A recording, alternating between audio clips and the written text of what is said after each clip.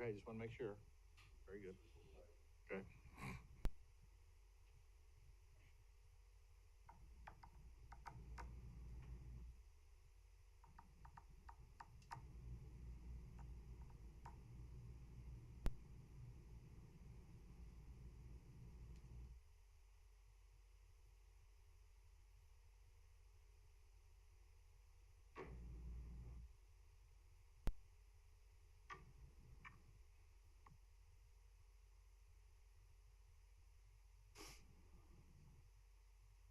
Madam President, Commissioners, good morning. It's now 11 o'clock. All right, thank you very much, Director Wong. Welcome, everyone. We're going to go ahead and start today with a work session. We will have a presentation by the City of Garden City on reconnecting communities. And so with that, we welcome Jennifer Burrow, and we will turn it over to you.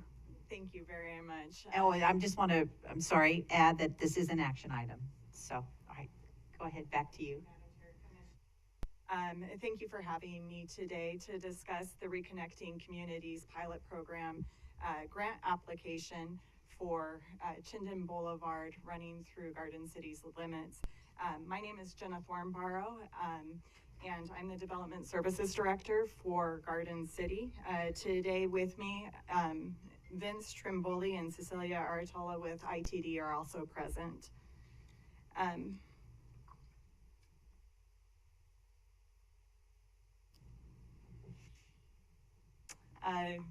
The Reconnecting Communities pilot program, or otherwise known as the RCP, is a program, a federal program that includes $1 billion for planning grants over the next 5 years, with the intent to connect communities that have been cut off from economic opportunities by transportation infrastructure. And the intent of the program is to restore connectivity of communities through the retrofit of transportation infrastructure. There have been a number of planning activities on Chinden to date. The first one to note is in 1999, it was actually ACHD did an access management study that called for raised medians in Chinden. And then there's been a number of planning activities to the most recent planning activity last year in 2021, where the city and ITD partnered to submit a RAISE grant application.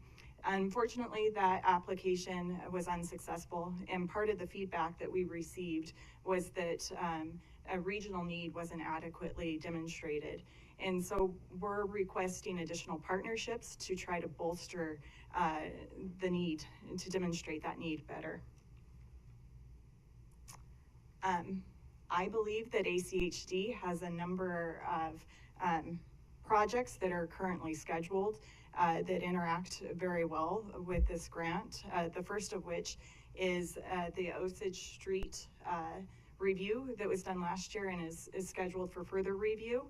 I believe that it may be demonstrated that Osage, Stockton, and perhaps Fenton may end up being something that could be utilized for access management and or potentially bicycle facilities for the Chinden corridor.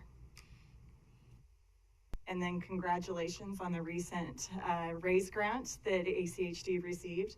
There are 7 projects in that RAISE grant that dovetail with the Chinden corridor.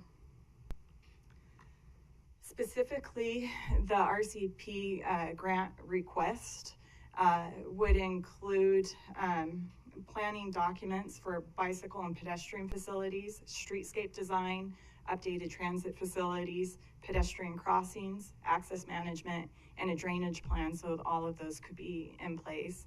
The planning documents would include cost estimates and actual preliminary designs, as well as there would be a request for the environmental evaluation process to occur so that actual infrastructure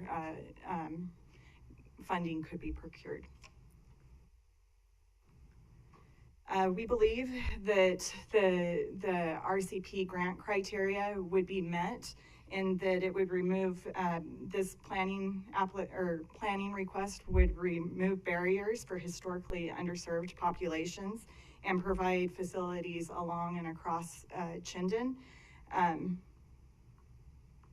The proposed budget for this planning application is $1.225 million, which would require a minimum match of $245,000.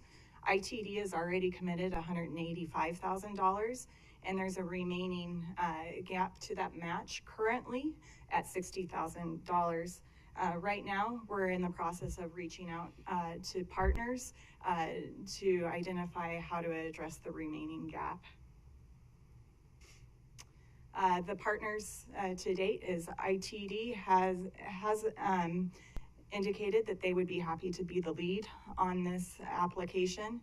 Ada County, Boise, Compass, Garden City, and BRT have already indicated that they will be partners, and we are certainly hoping that ACHD would also be partners in this process. And then this is just a rendering that was done in 2008 by Garden City that shows what Chinden could look like if it aligns with the Garden City Comprehensive Plan. I do want to note that this would be a planning grant, and by no means would this necessarily shake out to be the preferred alternative. But with that, I thank you very much for your time, and we'll turn it over to Mr. Tromboli if he has anything to add. Thank you. Very good. Thank you, Jenna. Welcome. Welcome, Madam Chair, members of the ACHD Commission. My pleasure to be here today. It's my first time getting a chance to speak before you in my new capacity. My name is Vincent Tromboli. I'm the new Planning and Development Services Manager at District 3 for the Idaho Transportation Department. Many of you might know me in my last role in communication. This is a new world for me, but in my previous world, it was about partnerships, and it was about working with people and bringing people together and finding solutions and creating opportunities. And that's what this pilot opportunity is for us. We know for a long time, as we've grown as a community, that, you know, Chinden tends to bifurcate, right? It goes down the middle. It's got a river on one side. It's got a bench, a landscape feature that's hard to navigate, and as well on the other side, it's got a canal at the bottom of that bench, right? So there's a lot of variables, and this is really about reconnecting community. This is about finding ways to better traverse across 2026, US Highway 2026, or obviously everybody calls it Chinden, but for us, it is a highway. So how do we find that balance? And we're really hoping that through this opportunity, if we can all work together and stack hands, hopefully we can qualify for this pilot. I think our situation is a tremendous pilot opportunity because of all the different variables that I just mentioned that are involved. And this is about connecting residents to homes, services, right? People to businesses and services, recreation. The Greenbelt's really important because a lot of active transportation users want the Greenbelt for their commuting purposes. And so how can we better connect them from the bench down the hill to the Greenbelt and across from the other side of the river back into Garden City?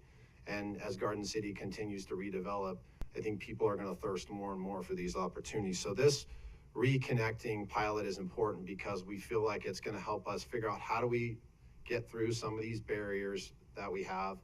And, you know, we also, Jenna hit on a little bit, but we're hoping that we come out of this with, you know, phases or segments, you know, ideas on how we can move forward, because ultimately studies are great, planning studies are great, but what can you do as, you know, something that comes out of that study that's fundable and buildable? So, you know, we're going to look for those opportunities with the group, and we hope that you guys will join this partnership and come along with the other 6 entities that are already, you know, part of this. And we're hoping, obviously, we're asking for some funding here today so we can meet that $245,000 match. And one other thing I want to hit on too that Jenna mentioned is access management is obviously key for us. The more we can work together through this process on controlling access and creating, you know, better active transportation opportunities, I think it'll benefit all of us greatly and allow us to come to the table and create opportunities that are fundable and buildable. So with that, I think we stand for questions. All right, thank you very much. Commissioners, any questions for Vince or Jenna? Madam Commissioner President, thank you. Thank you, Jenna. Thanks, Vincent. I don't know if you're familiar, but Commissioner May and I, we represent Garden City in total from our districts, and most of Chinden is in my district that I represent. And when I heard about this grant opportunity, immediately I was thinking that Garden City and Chinden, it would be a perfect fit for it. So I'm just super thankful for the city's leadership and ITD's leadership in this, because I think, you know, we've had too many deaths, too many severe injuries. You know, like you've mentioned, it totally disconnects the bench to Garden City and vice versa. You know, I feel like it, and I overheard some of the earlier conversation that, you know, this used to be, you know, the standard practice, right? We're just going to put a huge, huge highway in the middle of a community, and we've seen the consequences of that. And so I'm really grateful and happy to see that we're all, I mean, I'm obviously very, very supportive of partnering with this and this effort, because it's going to take massive change to envision and be part of a livable community again with this highway that's still cutting through Garden City. So I just think this is incredible. I'm really proud to say that I think ACHD should definitely be an active participant and partner. It's way overdue, and I just think the potential is tremendous. And I totally agree that I don't think just having a plan to have a plan is sufficient. Like, we really have to, I think the buy-in process is important. Having all the right players involved in this is key. So then when we do have something finalized and publishable, that people are still motivated to actually implement it. So very excited. This looks fantastic. And yeah, just really appreciate ITD taking the lead on this. Yeah, absolutely. I think this is a great first step. It certainly will bring people together, like you said, with the green belt, the bench, you have safe passage for people across to get out there and enjoy. So I too am very much in support of us moving forward and being a partner as well. I think this benefits will impact everybody, not just the people that live in this close proximity. So thank you very much for your efforts on this. Commissioner Goldthorpe. Question, how much is left to be matched? Commissioner Goldthorpe, at this time, 60,000. So that's what I thought, okay. All I have to say is that for the 8 years that I've been on the commission, and probably for the more that Jim Hansen has, we've been actually looking for ways to help Garden City. We wind up doing so few projects here because so much of the roads are state that this is kind of a no-brainer, at least to me. And one other thing is, because of the statistic that we're closing in on the end of this fiscal year, where we have not had one single death of pedestrians or bicyclists in Ada County this fiscal year, a lot of the guarantees that might continue are predicated upon projects like this. So away we go. All right, thank you. Commissioner McKinney? Yeah, if I may, I think absolutely improvements along Chinden of this sort, I'm all in favor of that. Excuse me, the question about our financial commitment to it, I think is a separate question, would require some additional discussion and consideration, having not considered this project previously. That's something I think we need to step back and look at our budget and so on before we make any kind of a commitment in that respect. All right, thank you very much. Director Wong, did you want to speak to that? Madam President, Commissioner McKinney, great question as always. We have done a little bit of homework prior to your meeting here, and if the commission directs or decides to fund the total increase of the $60,000, I think it was, we can make that happen. Madam President? Commissioner Goldthorpe. I remember also back in the day when the city of Kuna came to us having run out of cash for their green belt. and having it connect to one of our streets. And it was amazing how fast we came up with that 60,000 plus. And this is another one of those. Madam President, Commissioner Pickering. I would, say 60,000 is completely appropriate, given the fact that we can't move fast enough, in my opinion, to prevent more deaths from happening along Chinden. So I think it's a very worthwhile investment, and I think it's timely. Thank you very Commissioner much. May. President, members of the commission, thank you ever so much for your support on We this. appreciate you being here today. Thank you very much. And thank you, Vince. Thank you, guys. All right, you bet. Commissioner McKinney, did you have an additional comment? Yeah, just a clarifying question, and this is probably for Director Wong, on the financial, aspect of it. What particular budget would that come out of? Where in our budget would that fall? Madam President, Commissioner McKinney, we would probably take that out of the plans and projects operations on delayed projects, and such. It's an easy move. And, as I said earlier, we did do a little homework, to take a look at this very important project, and, we can do that. And we will be more than happy to bring you back to specifics in the next session if you'd like, so we can write on the table and go from there. Okay, thank you. All right, thank you, Director Wong. All right, commissioners, we have, as I mentioned, this is an action item, so we do have this before us, so I would be asking for a motion. Madam President, Commissioner Pickering. I move to, for the ACHD Commission to wholeheartedly become a partner on the Reconnecting Communities grant application with the City of Garden City and be a matching contributor. I'll second that. All right, we have a motion. Any further discussion? All right, I will go ahead and call for the vote. All those in favor signify by saying aye. Aye. Opposed? All right, motion passes. There you go. We look forward to working with you and moving this forward. Thank you for being here today.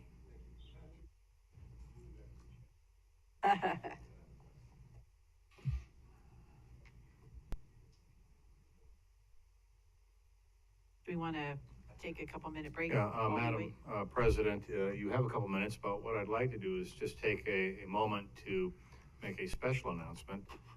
This Friday, I believe, is a special day in one of the commissioners' lives, and that is celebration of the anniversary of a 21st birthday. And so from all of us, Commissioner Goldthorpe, happy birthday. We did procure the interesting special cake that you asked for, and such. So as you have a break, I'd suggest that you might take some time and cut the cake and enjoy that. And again, All right. Commissioner, happy birthday. All right. Thank you. Happy birthday, Commissioner. All right, thank you very much. We'll Paul go is ahead and- following close behind. What did you say? Paul is following Oh. close behind. That's right. All right, thank you. We'll have a break now till about 11.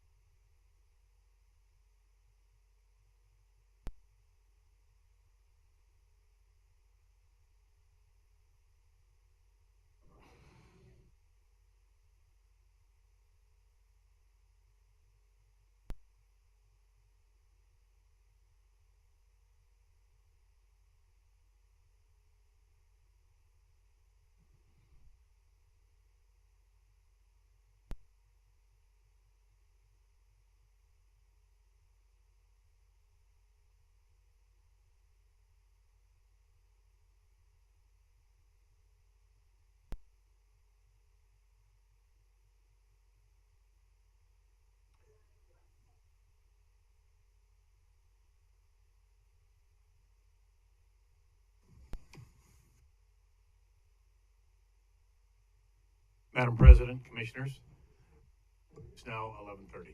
All right, thank you very much.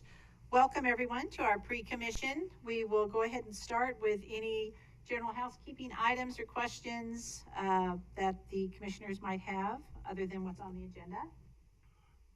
Yes, as I have mentioned, I originally requested that one of the items. Not on the agenda, this is just general question. Oh, and no, then the next I'm one's sorry, our agenda. thank you. All right, hearing none. All right, any questions or comments about the agenda? Yes. Concerning the Goldberg. item on the consent agenda with the agreement with ITD on Highway 16, my concerns are several, and I'll go ahead and just ask what the interpretation is on, for instance, when the duties are outlined. There's the duties from ITD and the responsibilities of ACHD. And I find it interesting that there are some acknowledgements in here that really, if this was cut and dried to be just a tiny project, as it's been explained to me that it is, why they have to ask us to acknowledge that there are no improvements to Franklin Road within the Highway District's jurisdiction included in the scope of the project. We already know that if we can read. And so I wonder why that's there. And then the, Commissioner Goldthorpe, could you just tell me what page you're, okay, that's on page 4, the Page middle 4. of the number 13. okay? And then on page 4 at the bottom, where it says under the Highway District, we agree that any improvements to the Highway District system beyond those included in this agreement will be funded by the Highway District or others. And it doesn't specify that it's just for this project. Any is a pretty broad word. Madam President. Director Wong. Commissioner Goldthorpe, thank you. Great questions as always. Standard boilerplate language. Again, if you have specific questions on this, Justin is more than willing to answer those, but I will remind the commission of a couple things first. Number one, this was in front of you in April, and you greenlighted this project. It's a standalone. It's not a Highway 16 ACHD joint project per se, for us to move forward on, which we did. At the end of the day, this is a standard. They're making improvements. There are improvements to the local area that they have been very generous in this specific contract on what we're going to pay for and what we're not going to pay for. And they, you mean ITD? ITD, yes. And again, and just to be candid, they're moving forward. And at the end of the day, if the commission elects not to agree to this standalone contract, then at some point in the future, the Ada County Highway District will be required to come in and make those improvements on our system. It's a pedestrian part of the bridge and such, and at a higher expense. So if you look at the contract very carefully, as I said there, it is basically boilerplate on this wording, and I agree with there's some interesting words in there. Sir, you're absolutely right. But at the end of the day, I hate to say it this way, but the staff sees no there on this specific contract. Justin, did I get there? Is there anything else you'd like to point? Okay. 2 additional things. In April, when we okayed this, we were under the impression that there would be all kinds of funding coming, and we would have absolutely no worries about anything, and that hasn't happened yet. But that's aside from the point. But that is why we approved it. Also, as part of the weeds or nuts and bolts of this, there's talk of 10-foot multi-use pathways narrowing down to 5-foot sidewalks and 5-foot bike lanes. And I'm wondering why we had to do that right there in the intersections where it's, I think, agreed on that it's more dangerous there for the kids going to school, because there's a school right there. Why the engineers decided to do that, and why we decided to agree to it.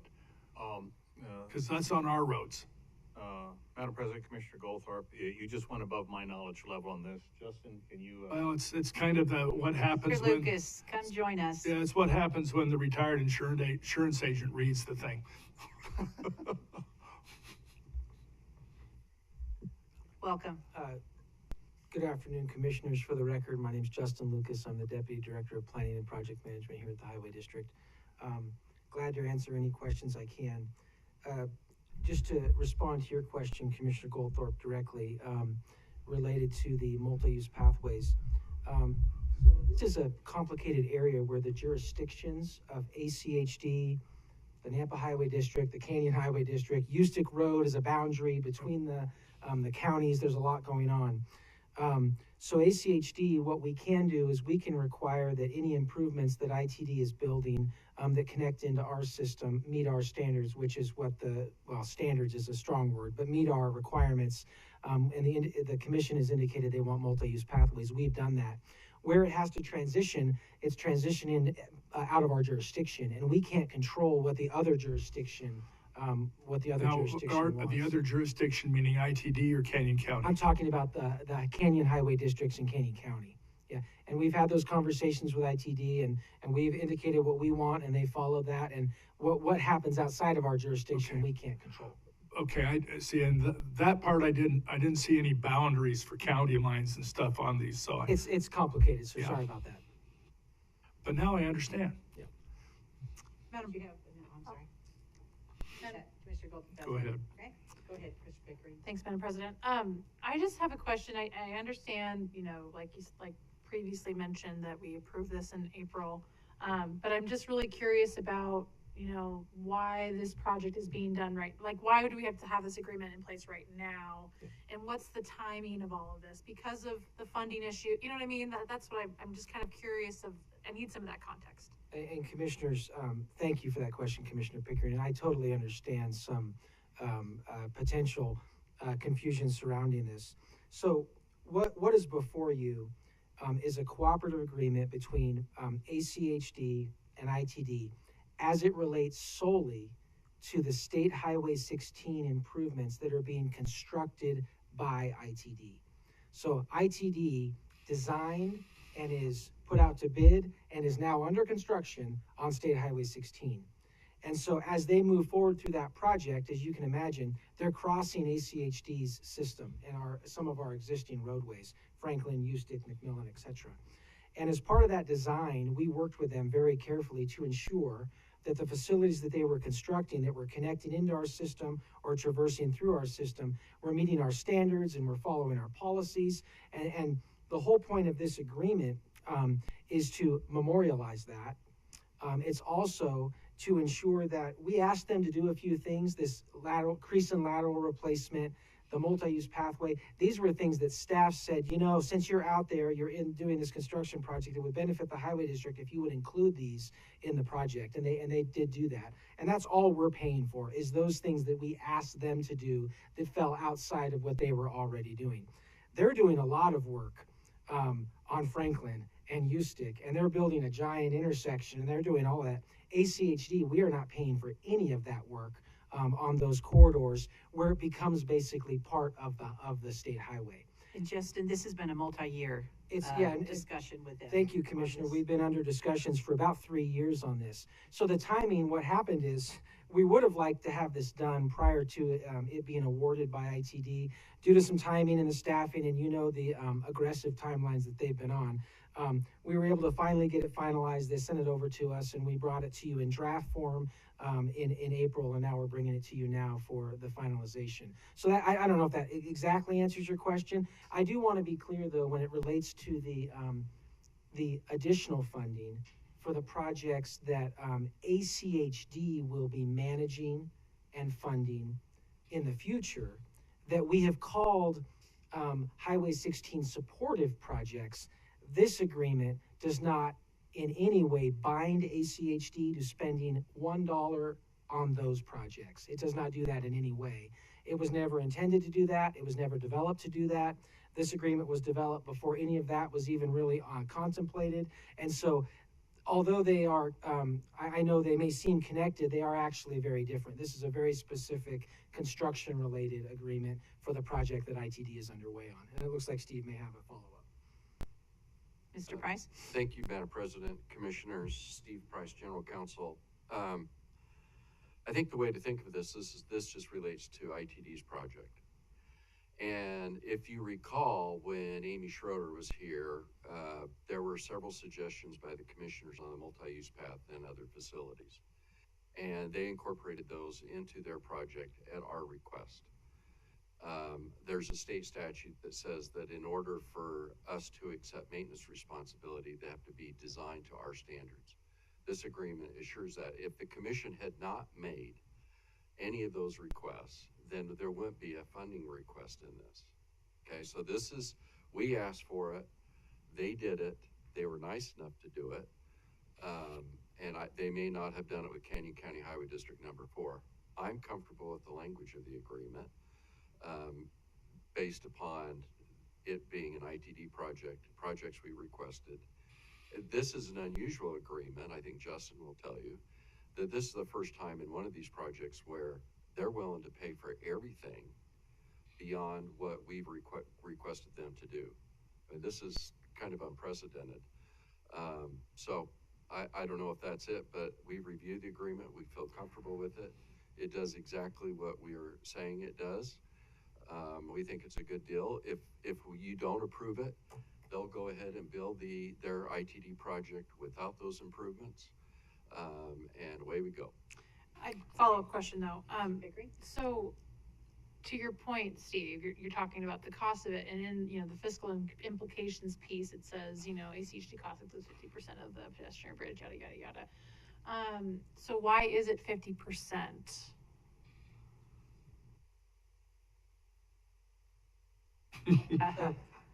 Thank you, Commissioner Pickering.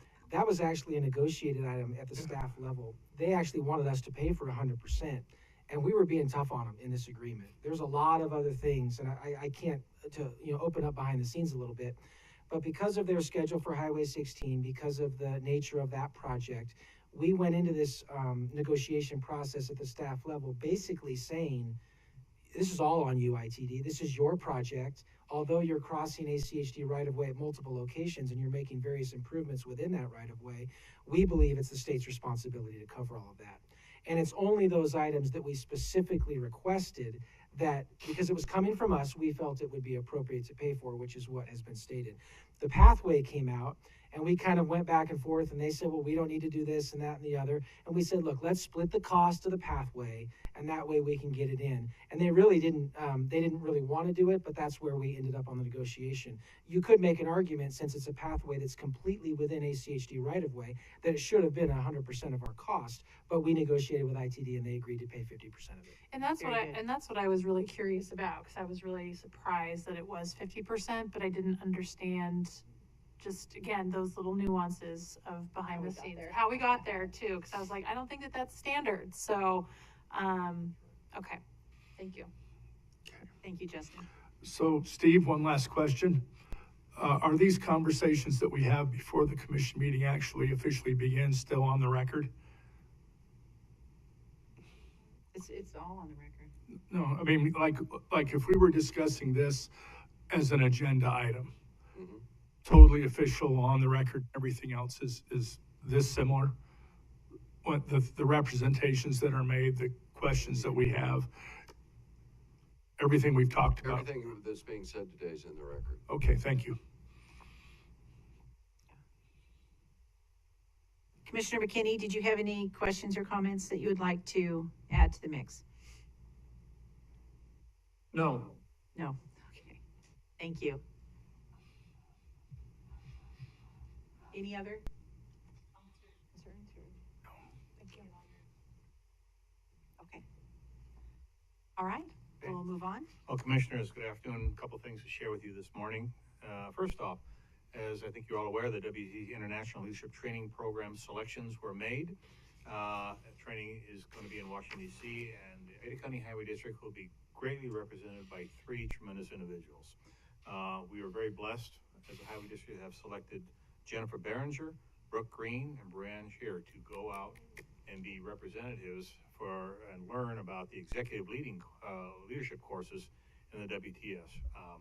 We will, of course, have a media blast on this, and I dare say that we probably are one of very few in the nation that were able to have 3 representatives go to this very prestigious opportunity and training. So great on them moving forward. Great on them, Director Wong, and congratulations to all 3 of them. And I said, I do believe they reflect the great team that we have here in all aspects. A few key dates for your considerations. September 8th, that'll be the final 10-mile open house at the Park and Ride in Overland at 3 p.m. On September 10th, we have the ACHE Charity Golf Tournament. The charity is the First Tee of Idaho. On September 15th, we have the 366th Munitions Squadron from the Fighter Wing visiting the Ada County Highway District. September 22nd, we have the ACHD Boise Joint Session we're hosting here. September 22nd, we also have the ACHD Chip Seal Victory Party that afternoon. And then the 28th to the 30th is the National Maintenance Rodeo Competition in Loveland, Colorado. We'll obviously bring the gold back, right, Hip? Absolutely, okay. On October 4th is the annual Chili ACHD Cook-Off. Commissioner Goldthorpe, we do hope that you will bring some of your chili, elk if possible. October what? That's October 4th. I'll be returning that day probably from my bison hunt, but so maybe I'll bring some later. Bison chili, yeah. Commissioner Pickering, you need to write this date down, please. 11 October, that is the employee breakfast celebration, which you and the commissioners and the staff will be serving and cooking. So I just thought I'd let you know right up front, welcome to the team. I don't know if you want me to be there as someone that works for the health department. I'll be watching for all good sanitary guidelines. Watch out. Yeah. Welcome. Challenge, and it's warm over those grills, but it's fun. On October 14th, the ACHD will be visiting the 366 Fighter Wing. Again, if any of the commissioners want to attend, I do need to know. We have pass and ID requirements for that. And then on November 17th is the Veterans Thanksgiving Luncheon. And the reason I'm sharing all this with you is that we'll be all doing it as we did prior pandemic. So that is a great deal. Commissioners, earlier this morning I sent you, and I believe I put a copy in front of your desks here, of the Boise State's final report on the recent ACHD survey for your review. I would like to again to thank Professor Vanessa Fry and her outstanding team for a great job on capturing Ada County's perspectives. I also thought I'd share a quick update on the usage of our mini sweeper now that has been added to our fleet. Thank you, commissioners. We have been able to sweep the following bike lanes. Maple Grove between Victory and Overland, Fairview between Garden and Whitewater, Main Street between Whitewater and Garden, Capitol between Myrtle and Idaho, 8th Street between Bannock and State, Cloverdale over the I-84 overpass. All these we had never been able to accomplish in the past. We've also swept the islands on Cole Road between Spectrum and Century, and Overland between Vanille, and Entertainment. This unit now has 57 hours and 330 miles put on it so far, and mainly used by our night crew. All the reports are coming back great. In summary, so far a success. It may be something that the commission may consider as we move forward to expanding that fleet, because when word gets out, I truly believe that there's going to be a cry to Demand other will cities, go up. yes, so this, but very successful so far. As you know, we initiated something called Division Initiatives a little bit ago, and as a reminder, these are just small steps. They're not huge things across the board, but it's an initiative that each division addresses to help improve effective and efficient operations. So, for August, maintenance did establish their 6-month pilot project for the camera early pothole detection system, and the special cameras are now on several ACHD vehicles. We will be revamping, and we'll expect to give you some insights in the next couple of weeks how this is working. For September, Maintenance will be revamping winter operations to include the use of crews in the upcoming strategies. It's going to be not a complete rewrite, but a good look at how we do operations and how we include more team members and more equipment. For August, communications successfully authored multiple back-to-school messages with 6 posts reaching over 67,000 people, a huge success. For September, communications will be leading a Let's Get There Safely campaign targeting teenage drivers. Now, I am told that when this rolls out and when I see these messages, if I don't get it or I don't like it, then they're perfect because they're targeting younger folks than me. Is that correct? All right, yeah, we'll see how well you do. For August, plans and programs successfully stood up ACHC's new federal aid project management system. Brian McCarthy, tremendous PM, is the new federal aid PM supervisor, and the group has stood up all the appropriate steps to make that happen. For for September, P&P will execute the consultant selection progress for the new FY23 designs based on the revised guidelines that we are working. This initiative will include time-saving measures for the revised PGM, reducing the need for RFQs, we have all these acronyms, and relying on ACHC's comprehensive on-call list. Long list of things that will make us more effective and efficient when it comes down to planning and programming across the board. For August, D&T did expand its intern to higher opportunities inside their organization, which is the beginning of a more professionally rounded intern, which increased their opportunities to move to a full-time ACHG position at graduation, which is the goal, as you all know, why we started the intern to hire program. And it's getting great results and great reviews.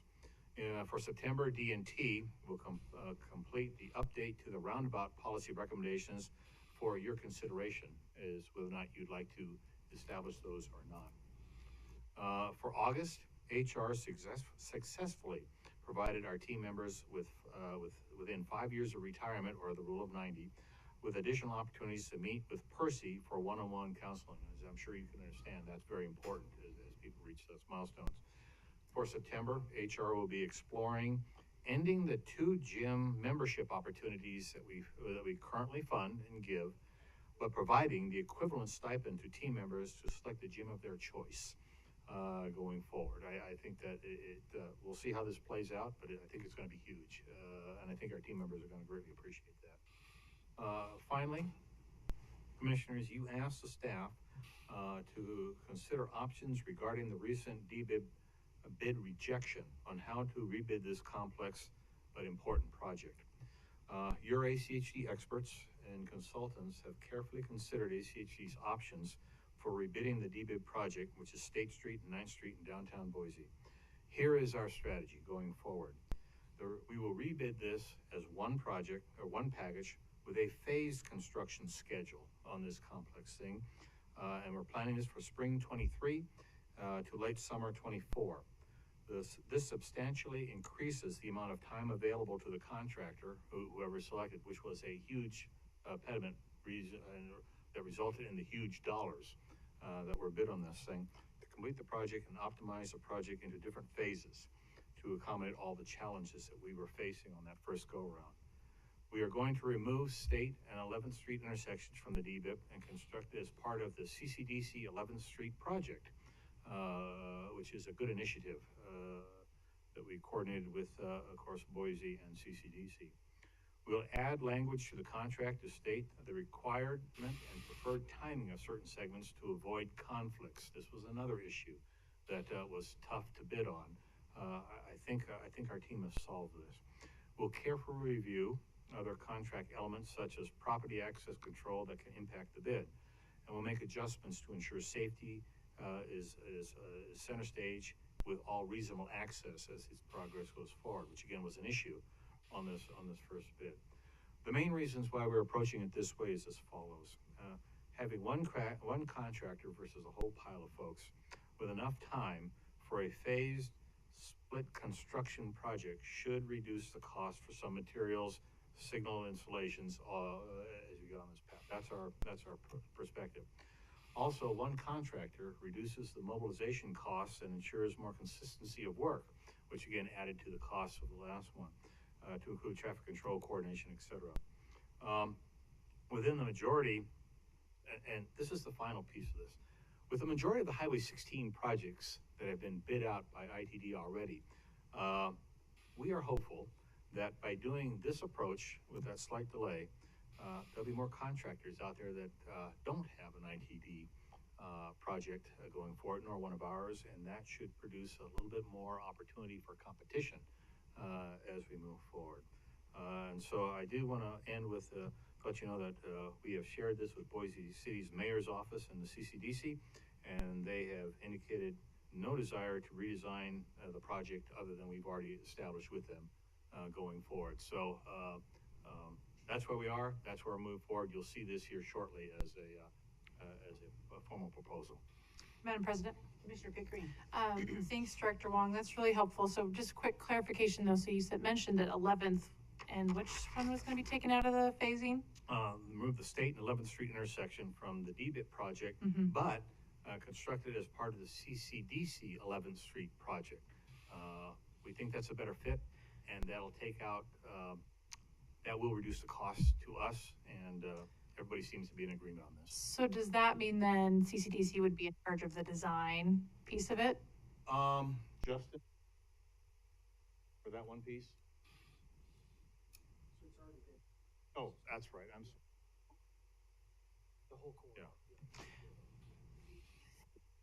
And Justin, what do you mean by that? Because the biggest heartburn that I heard from folks was the design of 11th Street and State element of the project. So what do you mean by the design is the same? Madam President, Commissioner Pickering, I'm not aware of any, we've coordinated that design carefully with CCDC that it's compatible with the 11th Street Bikeway. We're constructing a portion of the 11th Street Bikeway to the north, which includes the school pathway and all of that right now. They're then doing the southern section. This is where they kind of meet. And so that's all been coordinated with CCDC, and we're going to have a corridor that is consistent. Maybe I'm thinking of a different segment. It's possible. We did 14th? We did work with the City of Boise staff at State and 14th and State and 12th, and we made modifications to those crossings based on feedback from the City of Boise, and we've coordinated all that through the City of Boise, and that's why we ended up going out to bid. Everyone at that point was satisfied, and then we moved forward from there. Okay, sorry, I'm gonna backtrack a little bit. So remind me again which parts are in the phased plan in DBIP. Well, I need a left. Justin. So I want to make sure I've got my facts straight.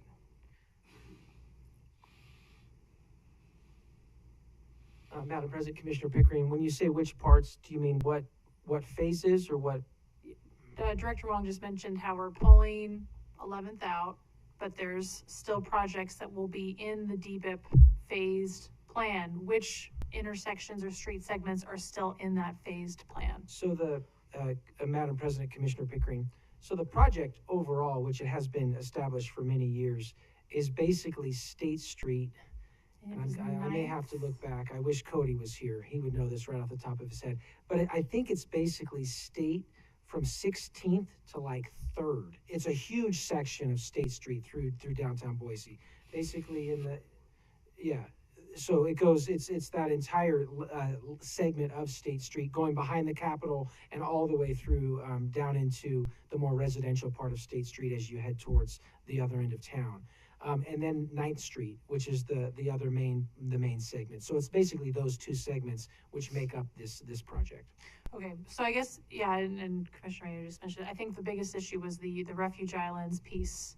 So I just want to make sure that that's not still moving forward, because I thought the whole point of the commission that, was it 2 meetings ago, or, we put a pause on, when you guys came to us with, this contract, there was several of us that were like, we don't really, Commissioner Hansen mentioned pulling it out and having the phases, which I see this is what you're doing, but I think there was a design element too with the Refuge Islands that I think I don't want to paraphrase and my mind's still a little foggy, but think there was elements of that though that we also verbalized. So I just want to make sure that the refuge island design piece we're going back to the drawing board, 'cause I thought that that was an element of what we discussed. Madam President, Commissioner Director. Pickering, again, I was not at that presentation. However, again, this has been reviewed by Boise Mayor's Office and CCDC. That is not in that. Okay. And they were very happy with the current design. They Okay. did not want to see any changes Okay. moving forward, other than the CCDC piece that we've talked about. Thank you.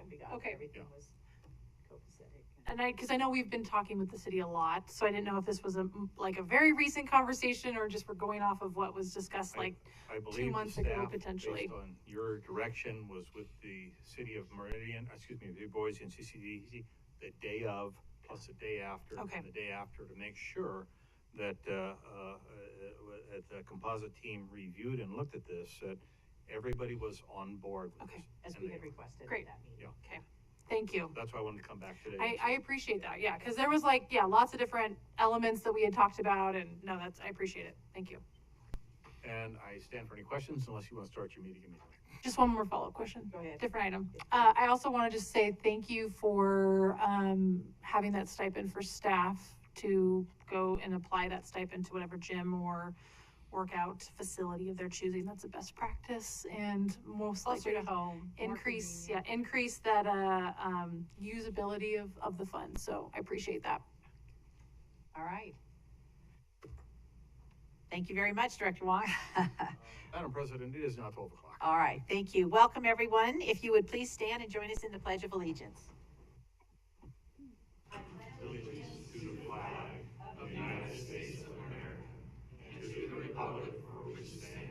One nation, under God, indivisible, with liberty and justice for all. All right, our first item is to adopt our agenda. Is there a motion? So moved. Second. All right, all in favor? Aye. Aye. Consent agenda. Items on the consent agenda are considered to be routine and will be enacted by one motion. There will be no separate discussion on these items unless a commissioner or a citizen so requests, in which case the item will be removed from the consent agenda and placed on the regular agenda. All consent agenda items are commission action items unless noted. Is there a motion? Madam President, Commissioner Pickering, I move to approve the consent agenda. is there a second? Yes. We have a motion. All in favor signify by saying aye. Aye. Aye. All right, motion passes.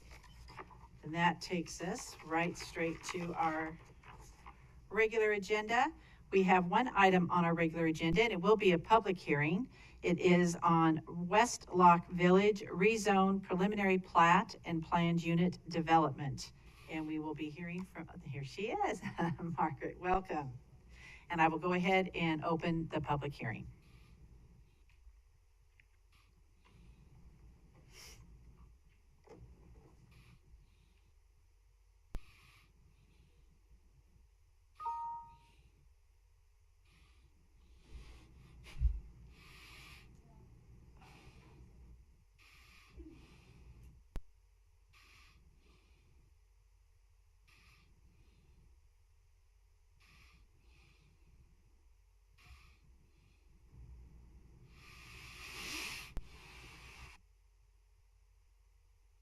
Always just takes a second.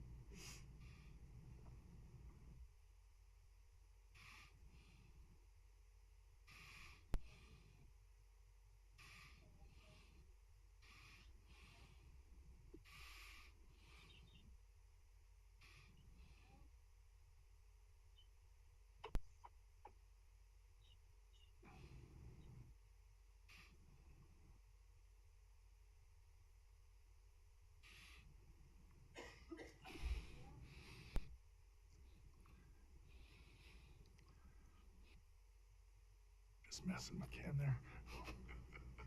All right, there we go. I'm just messing with you, Ken. All right, can you hear me all right? Yes, we can. Just make sure you are up close to the microphone. Speak as loud as you can. Is that better? Yeah, Okay. that's better. Thank you. Madam President, members of the commission, for the record, I am Margaret Zealous, Planner in Development and Technical Services. Before you today is application number BOI 210457, West Lock Village. This project is before the commission for public testimony. Westlock Village, formerly known as Matlock Village, is a rezone, preliminary subdivision, and planned unit development application on the northwest corner of State Street and Duncan Lane. The site has a new master street map identified collector running through the site, which is the blue dash through this map. Westlock Village is proposed with 212 multifamily units and 3 single-family residential lots on 9.66 acres. As part of this development, the applicant is proposing to construct the new master street map collector, Ulmer Lane, the north extension, through the site. The extension is proposed to have bicycle and pedestrian facilities to provide connectivity through the site as well, as you can see on this site plan. Consistent with the district policy, the applicant is proposing to extend Sloan Street into the northern portion of the site to serve the 3 single-family lots and stub the extension to the site's west property line. The applicant will be required to provide signage at the terminus of the site indicating that the road will be extended in the future, and the applicant has proposed to provide additional traffic calming elements as well. The image to the right of the screen shows the existing Sloan Street stub that is to be extended. Staff has reviewed the traffic impact study and had concerns about the operations of the Ulmer Lane and State Street intersection build out. The TIS reported that the intersection, as a full movement and unsignalized intersection, is expected to operate at a level of service F, with lane groups exceeding ACHD's acceptable volume to capacity ratio. In response to the TIS, ITD had initially required that Ulmer Lane North approach be restricted to right-in, right-out movements only. ACHD staff has concerns that this scenario would reroute traffic from Ulmer Lane to Duncan Lane, creating traffic stress on an adjacent local roadway and increasing the daily traffic to more than 2,000 daily trips. Staff has concerns over the Duncan Lane and State Street intersection and has been considering realigning Ulmer Lane and disconnecting Duncan Lane from State Street for several years. However, these plans have not been programmed yet. With the addition of the site and then the surrounding development happening in the area, staff is concerned about the skewed configuration of Duncan Lane, the poor intersection illumination, inadequate barriers on the canal crossing, and the potential site distance conflicts with the existing utility poles, creating safety hazards for the increased traffic stress that will be going through this intersection. Due to these concerns, ACHD staff requested the TIS analyze Ulmer Lane and State Street as full access signalized intersection with Duncan Lane disconnected on State. Under this scenario, the Ulmer Lane State Street intersection is anticipated to exceed ACHD minimum operational thresholds and warrant a signal under the 2024 build-out conditions. As a signalized full access intersection, Ulmer Lane and State Street is projected to meet ACHD policy and operate acceptably. Staff has received public comment on the Sloan Street extension, traffic concerns on Duncan Lane, as well as a formal letter from the Northwest Neighborhood Association on the Ulmer Lane and State Street intersection. The letter indicated support for the Ulmer Lane State Street Signal Project with appropriate pedestrian facilities and called out additional traffic and bicycle and pedestrian concerns for this corridor. On July 11th, 2022, the City of Boise's Planning and Zoning Commission recommended approval for the planned unit development for this site under the condition that the Ulmer Lane and State Street intersection be signalized before a building occupancy permit would be issued. Consistent with the findings in the traffic impact study and the applicant's desire to signalize the intersection, staff recommends the applicant enter into a cooperative development agreement with ACHD to signalize the Ulmer Lane and State Street intersection. The details of that agreement are still in discussion between the applicant and staff, and ITD has agreed to support this treatment. Consistent with the presentation above and the findings in the staff report, staff recommends approval of the staff report as written. I will now stand for any questions. All right, thank you very much. Commissioners, any questions or comments before we move on to public testimony? Go ahead. Madam President, Commissioner Pickering. it's kind of hard to tell, Margaret, but what kind of traffic calming is being proposed? In the Sloan Street extension, let me see if I can go back. So the left image is of the site plan. There are boxes, the curb is proposed to be extended into the street to encourage traffic calming. And that has been reviewed with ACHD staff, and in the report, the applicant will be required to coordinate with our traffic services as well through the design review process to make sure that. So with that, so I see the crosswalk, but like it's lot 3, is that, why that intersection, or why that bulb out Yes. there, I guess, is what I should say. Yes, that is correct. But why? why in that particular location? Because it's just going next to another lot rather than, you know, another intersection or something. Madam President, Commissioner Pickering, so to take a step back, in the staff report, staff has indicated that we are not supportive of the crosswalk in that location because of the fact that it will not provide connectivity outside of this. So those lots to the north are for the single-family residential lots, and the lots to the south are for a multifamily development. The traffic calming is there to help decrease the length of Sloan Street in general, so that it is not greater than 750 feet, to encourage safer commuting through that area. Maybe I'm just not communicating clearly. I guess I understand the connectivity piece from the single family to multifamily. I understand that bit. I'm just wondering though about the placement of it on Sloan Street, like why it isn't closer to the actual entrance there. Like why is it kind of off a little bit? This is, Madam President, Commissioner Pickering, this was the site plan that the applicant submitted. If the applicant would like to speak to that more, they are present here as well. Thank you. We can address that with you. One question. Commissioner Goldthorpe. Thank you. So there is a right-in, right-out only on State Street, correct? Initially, Madam President, Commissioner Goldthorpe, initially ITD had required that the Ulmer Lane North approach be restricted to right in, right out. Okay, However, because of the Duncan problem, we suggested that it be full access. So because of the existing conditions on Duncan, staff had recommended that Duncan Lane, and this is consistent with previous ACHG work and reviewing of this site, that we disconnect Duncan from State Street and we put a signalized full access intersection at Ulmer Lane.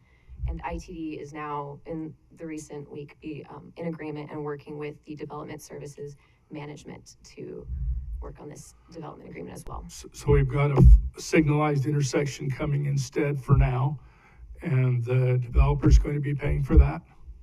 So as a part of the cooperative development agreement, and I do have, as a part of the cooperative development agreement, the applicant will be required to coordinate with ACHG, ITD, as well as CCDC to discuss the intersection design, construction, and specifically the right-of-way. Portions of the cost is reimbursable through our cooperative development funds, and that'll be coordinated with ACHG and the Development Services Management as well. So the answer to that was no. The applicant will be responsible for all of these costs. However, there are opportunities for reimbursement as well that will be coordinated in the future. Thank you. To be discussed, yes. Madam President? Commissioner McKinney? Yes, I'm wondering, can we go back to the site plan? Does the site plan you have here? Yeah, oh, there we go. Okay, so this is the prior site plan before these new recommendations, is that correct? Madam President, Commissioner McKinney, that is correct. Okay, so the currently then, what is being proposed is at Ulmer Lane, we have a full signalized intersection, and that would be on the left, lower left of this site plan. And then Duncan Lane is disconnected from State Street, and I assume there's going to be a cul-de-sac at the end of Duncan Lane, is that correct? Commissioner McKinney, that is correct. Okay.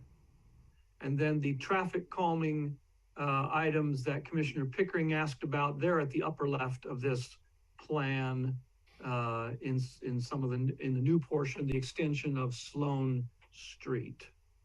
Commissioner, that is correct. Okay. Okay, good, thank you. All right, thank you.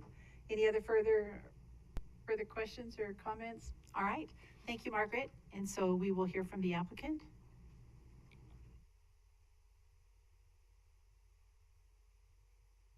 Welcome. If you just go ahead and state your name and address for the record.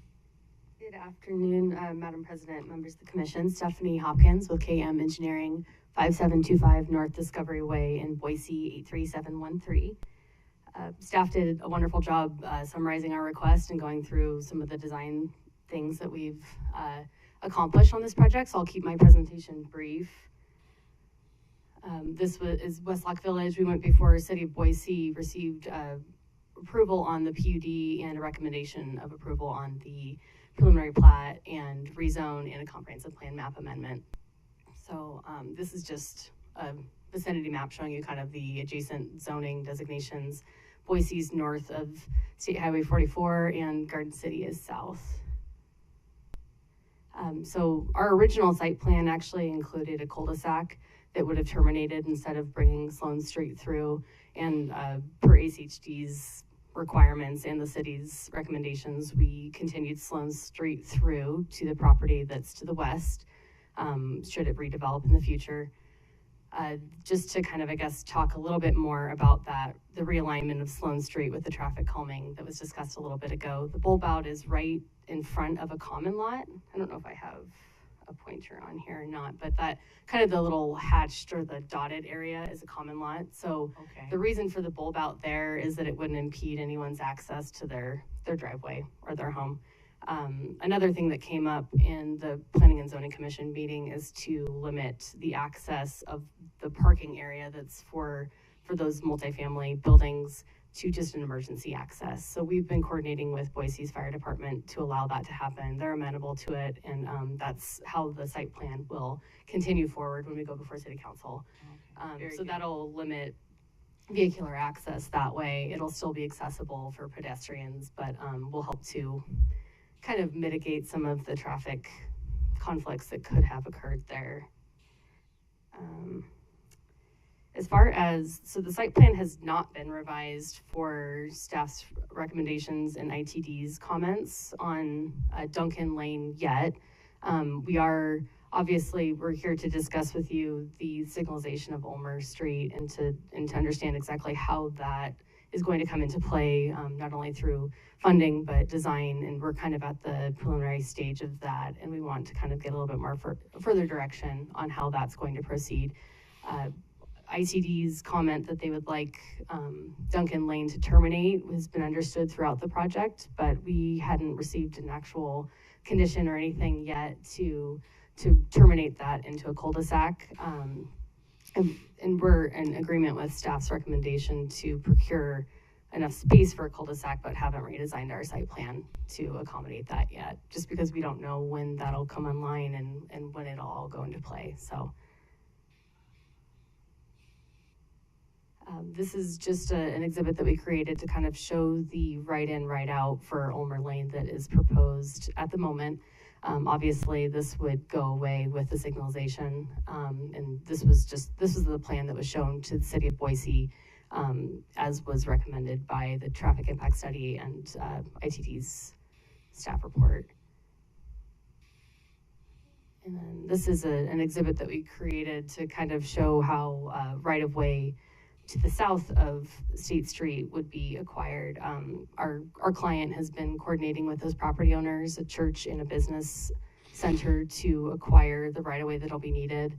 And as you can see, the alignment of the road's a little diagonal, so there's a little bit more right-of-way on the business center side, a little bit less on the church side. But they're working on coordinating with those folks, and they're amenable to whatever needs to be done to signalized. We're proposing a crosswalk, so a pedestrian connection on the west side of Ulmer Lane, which will provide a really great connection for folks that live north of this development and kind of throughout this whole area. Our project is also going to be completing I think it's a 10-foot or 12-foot pathway that the city of Boise has along the north side of State Street. So this crosswalk will connect with that pedestrian pathway, which will be a really great connection to the Greenbelt and the river to the south. I guess one of the main things that we want to discuss with you all, I think we're all on the same page. We'd like this intersection to be signalized, and our client's been working with the Northwest Neighborhood Association as well as other stakeholders in the area to make sure that we're all on the same page. We just really want to understand how the CDA is going to come into play, what contributions are going to be expected from, I guess, ACHD's side, as well as any of the other stakeholders in the area. And then just to kind of understand, I guess, timing-wise, how this is all going to come together. So we are in agreement with the staff report and don't have any concerns with any of the conditions. And I guess I'll stand for any questions if you have them. The development team is here as well if you have any questions that I'm not able to answer. Appreciate it. There's just so much activity out there and so much growth and development, and you've got your foothills to the north with Yeah. the recreation that all provides, and then you've got your green belt. So this will provide that necessary connectivity. But this is such a hairy road, for lack of a better word.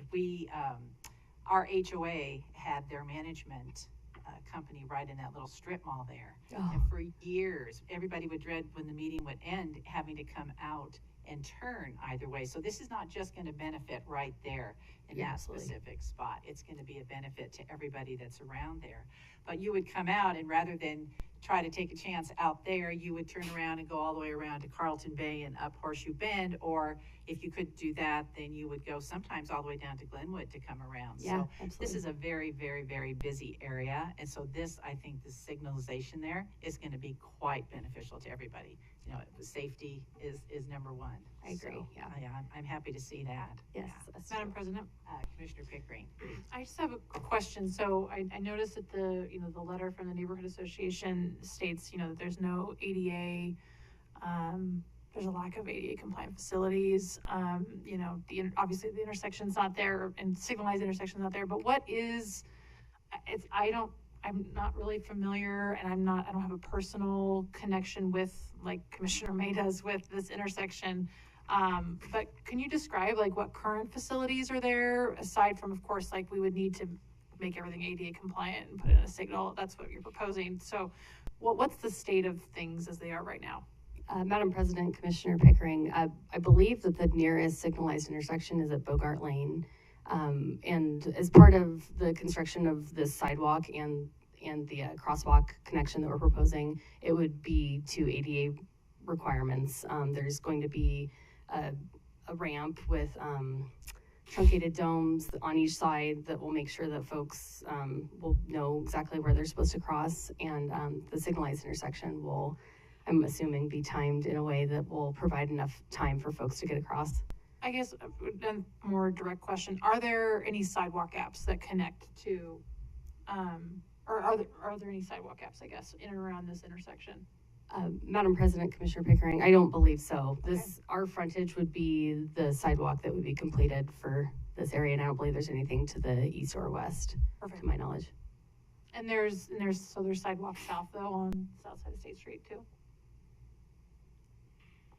As you go down Ulmer, Mm-hmm, yeah. I think by the church there. Madam President, Commissioner Pickering, I believe so there's a meandering sidewalk that's to the church on the west side, and then I think that there are sidewalk, or This side. I don't believe there is sidewalk actually along the business complex. I haven't been out there in a little while. I don't know. There's not.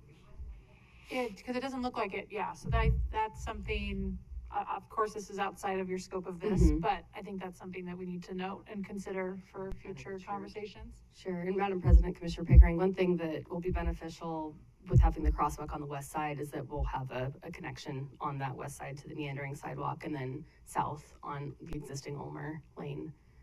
Okay, And that's such a natural pathway to go from the north over to the south, and people do it. They do Yeah. it now without the signal there. So this will definitely be a huge step towards keeping everybody safe when they're crossing that busy Agreed. stretch of roadway. So, any other questions for the applicant before we go to public testimony? Nope, it's your backyard. I defer to your judgment. Oh, well, I think probably everybody in here goes up and down State Street, Highway 44. It's just a busy road, so Mhm. anything we can do to help make that a little bit safer. So, thank you you. very much. We'll probably call you back up after, but we'll go ahead, Ms. Spencer, and I think there was one out there.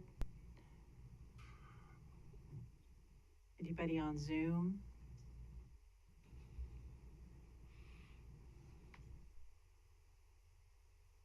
Yeah, I'm sure.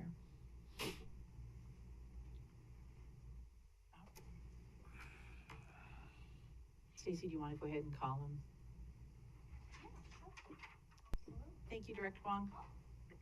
We only have Just one? Mr. Llewellyn. Okay. Mr. Llewellyn.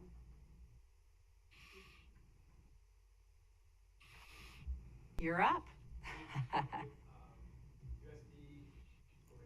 Right over there.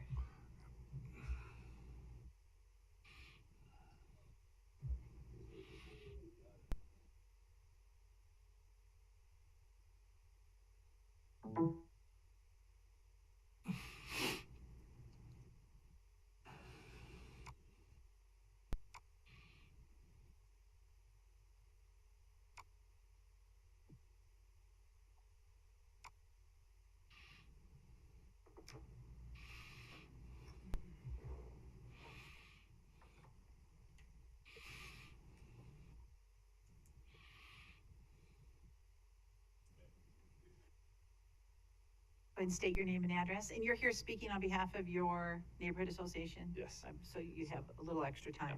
And you are the only, the only one Okay, here. great. So Richard Llewellyn, 9170 Hill Road, and I am speaking on behalf of the Northwest Neighborhood Association. Hopefully our presentation will load.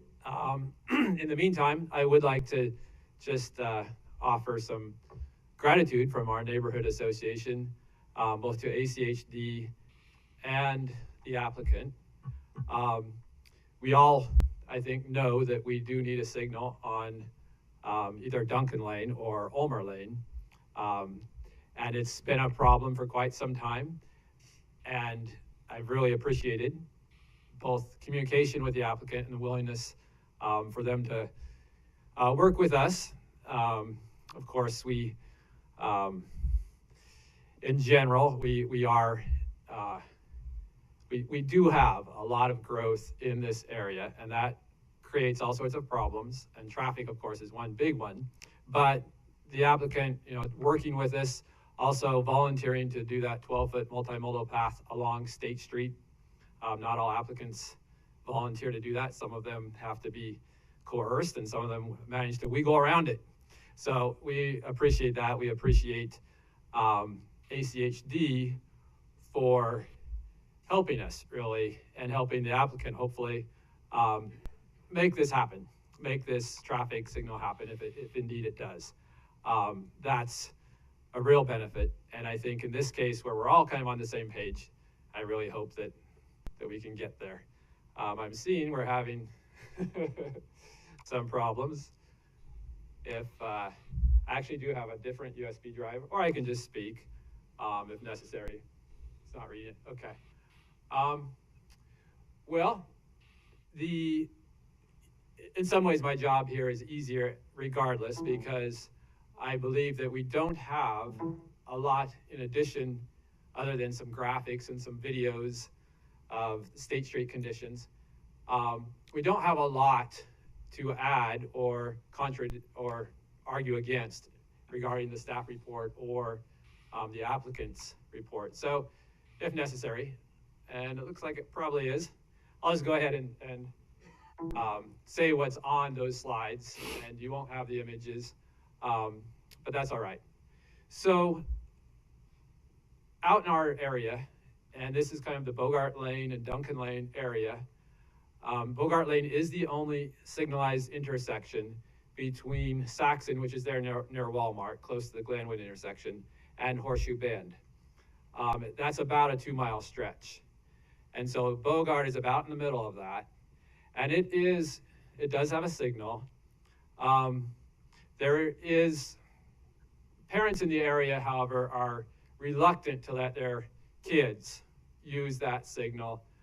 There's issues regarding pedestrian access at the Bogart intersection as it exists today. There's a canal that goes directly along State Street, the Boise Valley Irrigation Company. As we saw, there are large power poles that have kind of created a shoulder. So you have State Street, the 4 lanes of State Street, which are 50 miles per hour at that point. You have a very narrow shoulder, and then you have the canal. And eventually, we will probably have this 12-foot multimodal path along the north side. And as I mentioned, that the applicant is creating part of, but we do actually have a gap between Bogart and Duncan. So that is an issue, and that's part of the reason that we talk so much about the of ability for pedestrians then to cross at a new signalized intersection at Ulmer, because they will not be able to walk along State Street in any kind of sane manner. That was one of the videos I had, between that canal and the narrow dirt shoulder and that 50-mile-per-hour traffic. It just isn't realistic. And there is a gap with sidewalks there, and there will be for the foreseeable future. So given that, the Ulmer Street signal would allow pedestrians from the Duncan Lane area to cross and would restore our access to the Greenbelt. I would say restore because having grown up in the area, we used to be able to cross State Street when we were, but of course at this point it's just kind of crazy without an intersection. So that's an opportunity as well. There are the inherent safety aspects, but also the ridge to rivers connectivity that we would all benefit from, really, because this would allow those people who can access the Greenbelt another access to the ridge to rivers system. So that's all speaking in favor of the signalized intersection. I think we don't really need to go into the number of additional units that are being created in this area, other than just to step back and say, part of the reason it's difficult, I think, for agencies in the city to kind of grasp the complexity and the burden, the traffic burden, is because we have a lot of concurrent developments happening at the same time. So they're looked at typically concurrently. Traditionally, we've used a 2% annual background growth in traffic, but by our calculation from 2019, we have about 12 to 15% annual growth increase in the immediate area. And all of that would serve this Bogart Lane, Duncan Lane area. So even back in 2018 and 2019, when the Prominence traffic impact study called for Duncan Lane to be failing just with that 2% annual growth. And now we have all of these other additional burdens. So that's also just speaking in support of this traffic signal. The only other issue that we would like to bring up, and I was happy that the applicant noted this,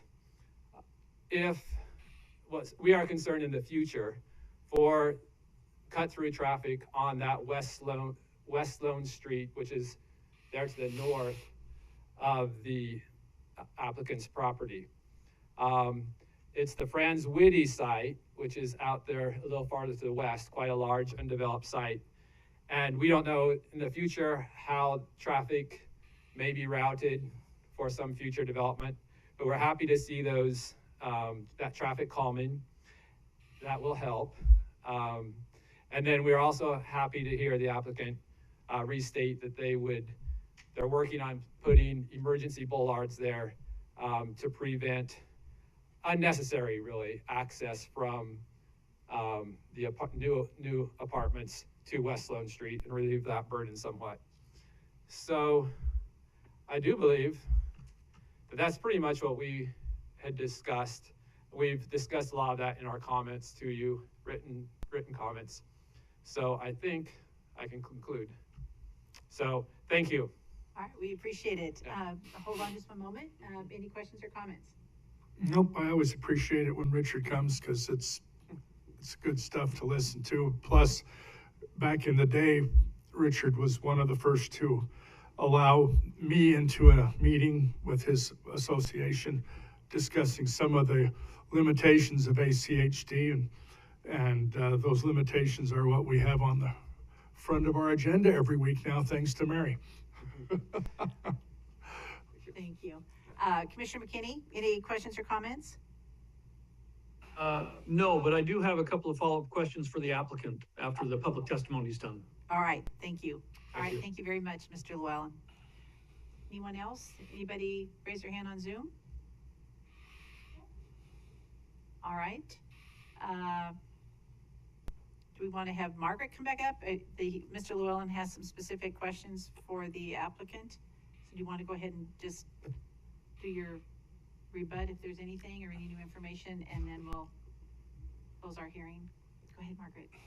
Anything new to add?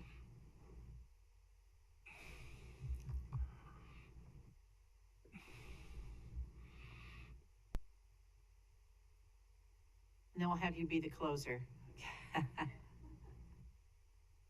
Thank you, Madam President. You wanted the applicant, right? Right. Okay. Right. Stephanie Hopkins, with KM Engineering. Do I need to state my address again, or? You just go ahead for the record. Okay. Yeah. 5725 North Discovery Way, Boise 83713. Okay. And if you have anything new that you would like to, No, I don't have anything I'd like to add. you had some questions for the applicant, or? Who I just said think that? Commissioner Oh, McKinney did. McKinney did, sorry. Yes, thank you. Just going back to, and I don't know if we can bring up the site plan again, but we won't necessarily need it. My understanding, I just want to clarify something, and this is sort of related to something that Mr. Llewellyn said.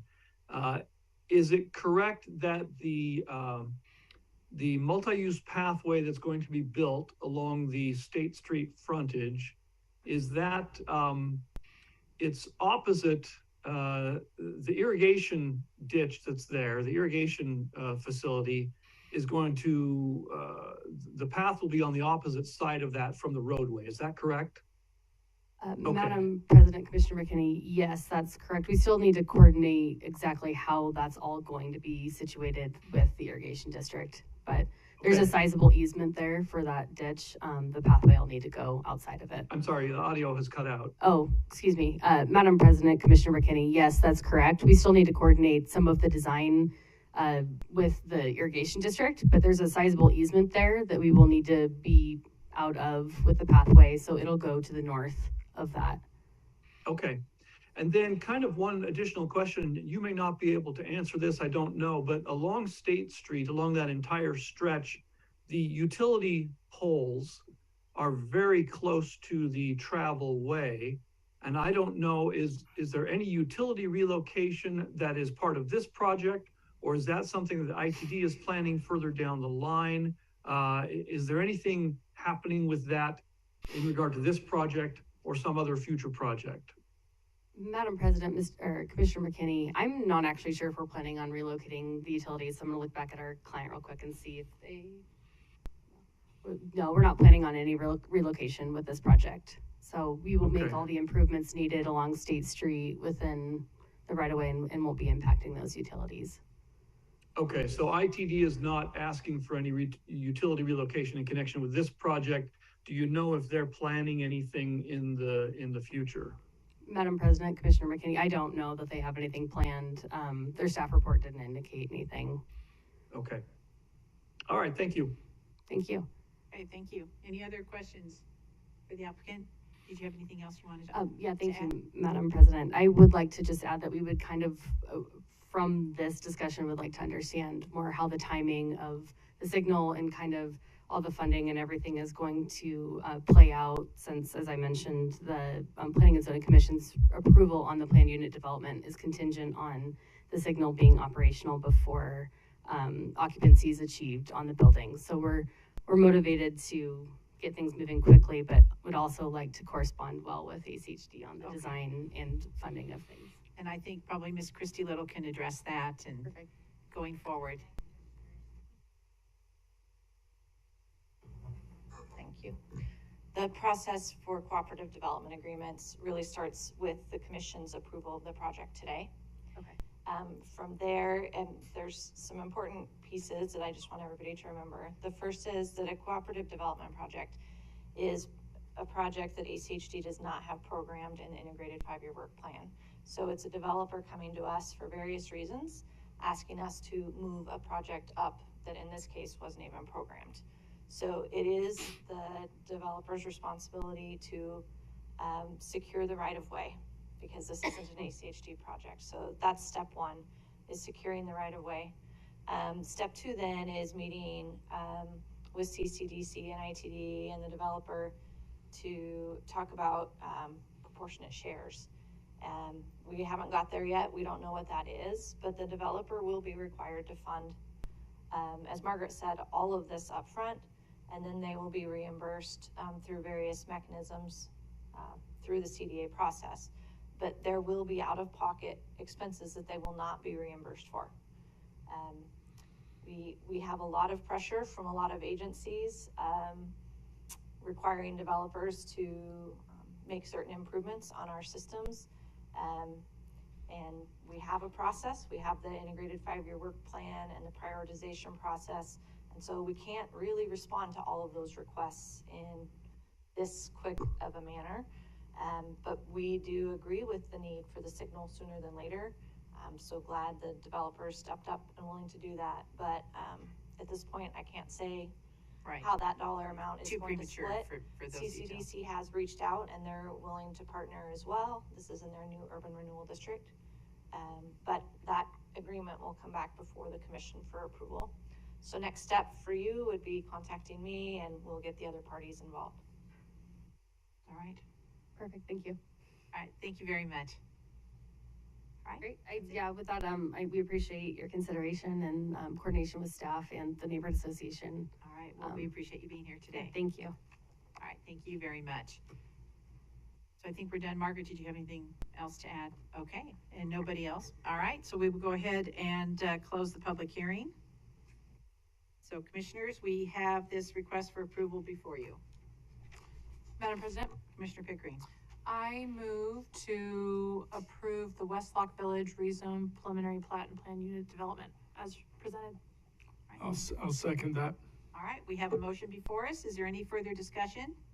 Madam President, Commissioner Pickering. I just want to say thank you to the applicant, the city of Boise, if they're listening, and the neighborhood association for all of you for being here and taking such an active role in this progress and process, and just elevating the need for this signalized intersection and better facilities. I think I'm happy to support it and do what we can to make those improvements along the ACHD right of way.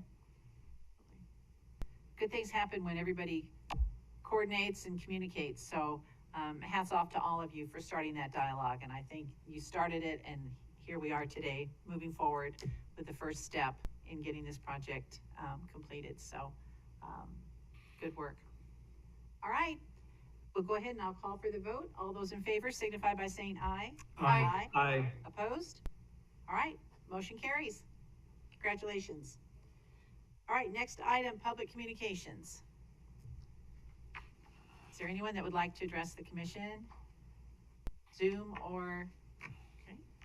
Seeing none, we will go ahead and adjourn our meeting.